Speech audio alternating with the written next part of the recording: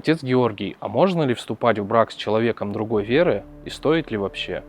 Тоже, опять же, очень сложно отвечать на этот вопрос, потому что надо знать человека. Каждый человек – личность. Но в целом я бы советовал все-таки искать человека себе по вере и по духу. Мы часто говорим о том, что у всего есть цель, и у брака тоже есть цель.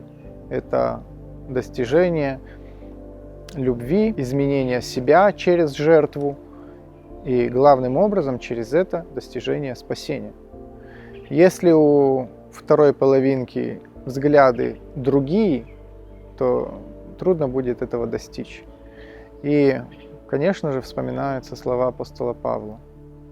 Жениться, выходить замуж надо в Боге за единоверца, за человека с такими же ценностями, с такими же взглядами на жизнь и с такими же приоритетами в жизни. И тогда по-настоящему наша цель может быть достигнута. А наша цель какая? Ну вот пусть наши слушатели сами попробуют ответить себе на этот вопрос, какая наша конечная цель.